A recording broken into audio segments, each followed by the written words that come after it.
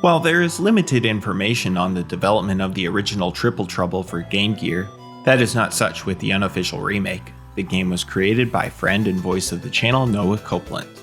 During an interview with the podcast Procedurally Generated, Noah was asked why he chose to remake Sonic Triple Trouble. Noah stated that it would translate best to Genesis-style gameplay because of all the 8-bit Sonic titles, it was closest to capturing the 16-bit gameplay.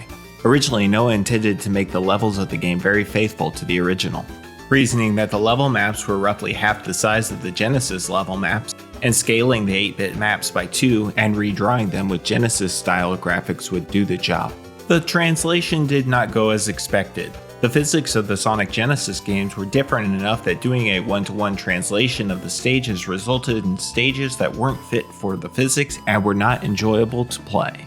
Thus Noah forged ahead with a new direction, reimagining each stage for the 16-bit version, leading to levels that match the flow of the original game, but include a lot of detail and gimmicks not found in the original. There is a second origin to the Triple Trouble remake.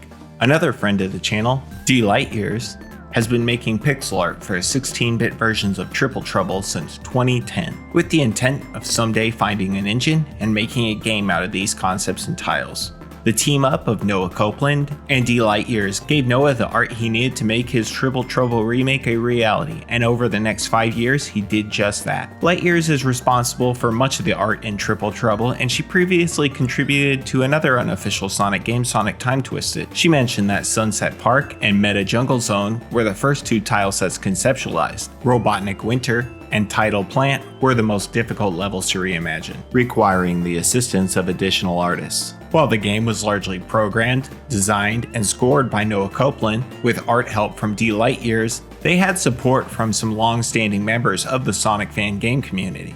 Sprite artist Dolphman, a longtime member of Sonic Retro and the Spriters resource communities, provided many of the 16-bit versions of Triple Trouble Spadniks, item sprites, and other various level graphics and touch-ups. Vector Satire, creator of the movement engine that powered Sonic Time Twisted and a longtime Sonic scener, consulted on the technical aspects of this project. Popular hacking scene chiptune artist Johnny Tay and DV2 also participated by providing additional tracks for the game. In the 8-bit game, Knack was originally intended to be featured in levels outside of the special stages. While this did not happen, the remake implements this idea by reimagining each of Knack's fights as a mini-boss in the game's proper levels.